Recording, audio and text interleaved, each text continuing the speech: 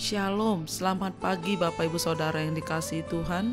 Salam sejahtera buat saudara semua dimanapun berada. Saya mengajak Bapak Ibu Saudaraku untuk bersaat teduh dan berdoa dalam renungan penuntun kehidupan setiap hari. Kiranya damai sejahtera dan sukacita oleh Roh Kudus senantiasa melimpah dalam hati dan kehidupan kita semua. Amin. Tema firman Tuhan pagi hari ini adalah ibadah mendatangkan keuntungan. Ayat bacaan kita terambil dari Maleakhi 3 ayat 13 sampai 18. Kamu berkata, adalah sia-sia beribadah kepada Allah.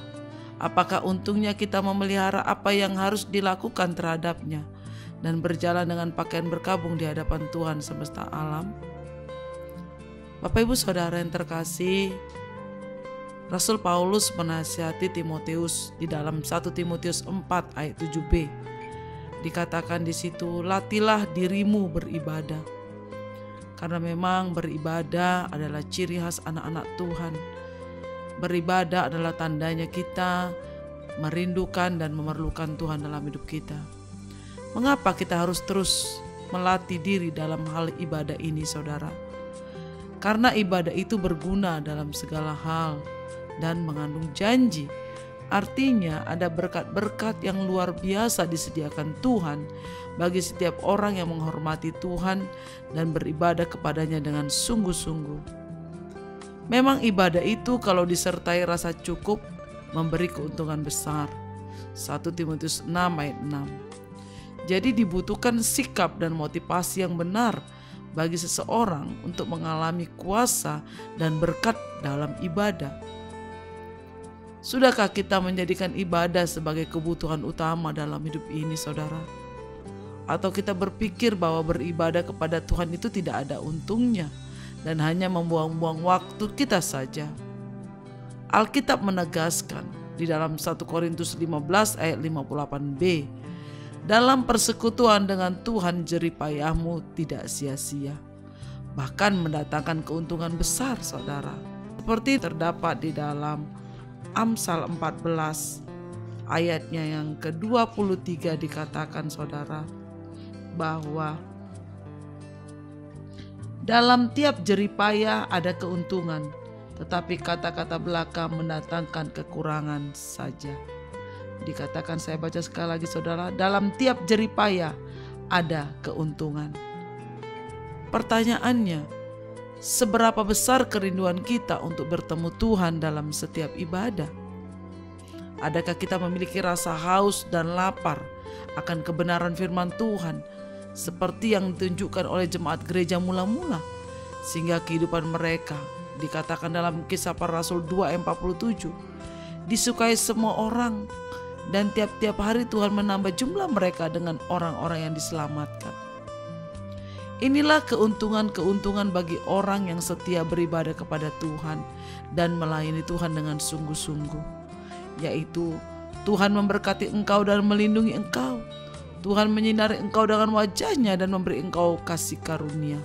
Tuhan menghadapkan wajahnya kepadamu dan memberi engkau damai sejahtera. Bilangan 6 ayat 24-26.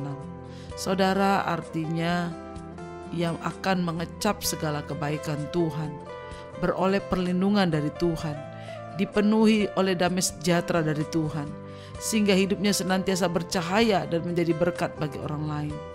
Dan Tuhan pun akan berkata, aku telah mendapat seorang yang berkenan di hatiku, yang melakukan kehendakku. Kisah Para Rasul 13 ayat 22b. Saudara, bagaimana dengan kita hari-hari ini? Ketika pagi hari ini Tuhan mengingatkan kembali, apakah kita suka beribadah? Apakah kita melakukan ibadah kita setiap hari atau setiap minggu, saudara? Terlebih hari-hari ini di masa pandemik, ibadah masih dilakukan secara online. Saudara, apakah kita sungguh-sungguh beribadah ketika kita beribadah di gereja? Apakah kita sungguh-sungguh mempersiapkan hati dan hidup kita ketika kita memuji menyembah Tuhan? Apakah kita mendengarkan firman Tuhan dengan segenap hati kita?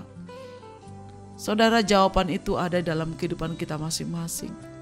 Apakah kita sungguh-sungguh beribadah kepada Tuhan? Saudara, pagi hari ini, selagi masih ada kesempatan, selagi masih ada waktu untuk kita datang beribadah kepada Tuhan, bukan untuk Tuhan saudara, bukan untuk keuntungan Tuhan atau keuntungan orang lain, bukan keuntungan gereja saudara, tapi semua ibadah kita itu akan menguntungkan kita, karena seluruh jeripaya ibadah kita tidak akan sia-sia. Tuhan akan memperhitungkan segala ibadah kita dan membuat hidup kita semakin berkenan kepadanya. Dalam ibadah yang kita lakukan saudara, itu melatih kerohanian kita untuk kita dekat dengan Tuhan dan mengandalkan Tuhan, mempercayai Tuhan lebih dari segalanya dalam hidup kita. Mari saudaraku, pagi hari ini, mari memperkuat imanmu dengan ibadah dengan sungguh-sungguh kepada Tuhan. Ajak istri, suami, anak-anak, seluruh isi rumah kita untuk mau sungguh-sungguh beribadah kepada Tuhan. Doa pagi, baca firman Tuhan, beribadah setiap hari Minggu dengan sungguh-sungguh. Saya percaya segala jeripaya kita, segala apa yang kita perbuat tidak pernah sia-sia. Tuhan akan menggantikannya dengan damai sejahtera, sukacita, pertolongan, mukjizat, berkat melimpah di dalam kehidupan kita. Karena itu teruslah lanjutkan ibadah kita, supaya kita terus semakin dibentuk, semakin indah di hadapan Tuhan. Kamu akan melihat kembali perbedaan antara orang yang beribadah kepada Allah dan orang yang tidak beribadah kepadanya. Maleakhi 3 ayat 18. Saudara, saya percaya pagi hari ini kita semua mengerti kebenaran firman Tuhan ini. Mari kita beribadah kepada Tuhan. Amin. Mari kita berdoa. Bapa di surga, kami mengucap syukur kepadamu Tuhan atas segala kasih dan anugerah-Mu dalam hidup kami. Biar pagi hari ini Tuhan kami terus beribadah kepadamu. Kami seisi rumah kami beribadah kepada Tuhan Yesus. Supaya hidup kami semakin dipulihkan, dibaharui lewat ibadah-ibadah. Dan Engkau memberkati kami. Terima kasih Bapa. Segala pujian, hormat, kemuliaan bagi nama-Mu. Dalam nama Tuhan Yesus kami berdoa dan mengucap syukur. Haleluya. Amin. Kiranya berkat yang sempurna dari Allah Bapa kita, kasih karunia dari Tuhan Yesus Kristus, dan persekutuan dengan Roh Kudus yang menyertai dan menuntun kita dari sekarang ini sampai selama-lamanya. Amin. Maju terus dalam tuntunan Tuhan saudaraku, tetap semangat. Sampai jumpa esok hari di penuntun kehidupan setiap hari. Tuhan Yesus memberkati.